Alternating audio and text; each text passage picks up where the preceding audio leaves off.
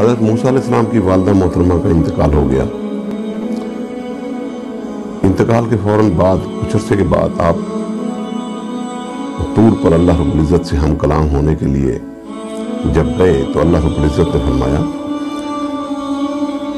ऐ मूसा अब जरा कदम संभाल के रखना।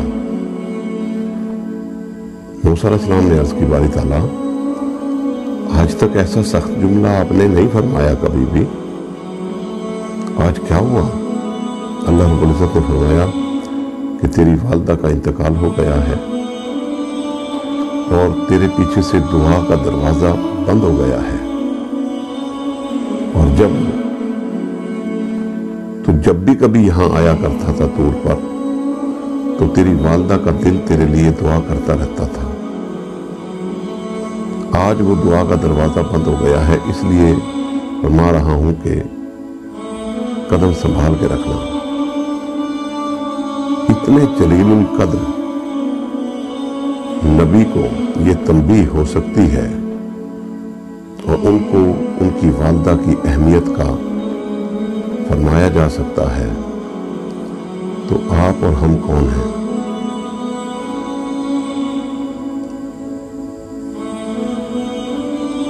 आक़ा कायनात सल्लल्लाहु अलैहि वसल्लम से एक सहाबी ने अर्ज़ की, या रसूलल्लाह सल्लल्लाहु अलैहि वसल्लम,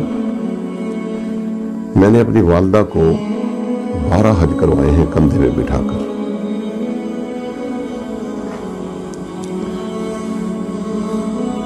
क्या मैंने उसके दूध का हक अदा कर दिया है जो उसने बचपन में मुझे दूध पिलाया था?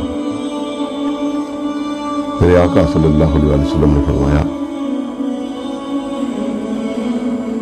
कि अभी तो उन दर्दों में से जो दर्द ज़ह जिसको कहते हैं, दर्द ज़ह, जो पैदाइश के वक्त वालिदा को उठते हैं,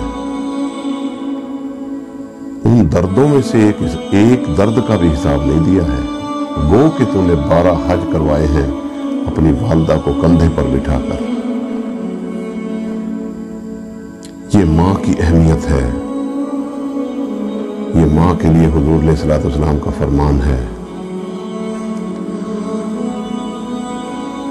हम लोग बड़े बेखबर हैं और उसी माँ को जब हम छोटे थे तो गीले हिस्से में खुद सोती और हमें सूखे हिस्से में सुलाती। आज जब हम बड़े हो गए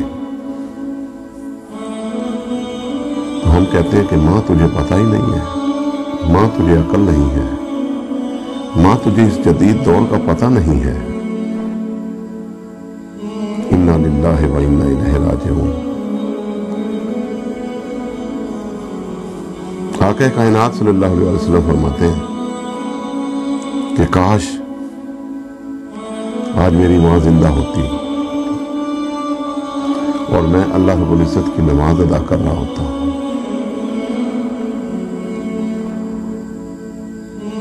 और वो मुझे पीछे से आवाज देती, तो अल्लाह की इज्जत की कसम मैं अल्लाह रब्बुल इज़्ज़त की नमाज को मुअख्खर करके उसके कदमों में हाजिरी देता,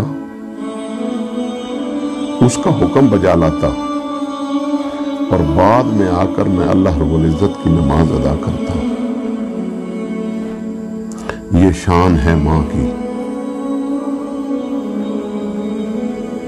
कि सबसे कायनात की सबसे बड़ी हस्ती हुजूर अलैहिस्सलातु वस्सलाम, मखलूक में सबसे बड़ी हस्ती हुजूर अलैहिस्सलातु वस्सलाम, वो अपनी वालिदा के लिए ये फरमा रहे हैं कि काश आज मेरी माँ जिंदा होती, मैं अल्लाह की नमाज में होता, नमाज के लिए खड़ा ना होता बल्कि मैं अल्लाह की नमाज में होता, और वो मुझे पीछे से आवाज देती तो मैं नमाज छोड़कर, नमाज को मुअख्खर करके उनकी खिदमत में हाजिर होता, उनके हुक्म को बजा लाता और फिर उसके बाद आकर अल्लाह की नमाज अदा करता।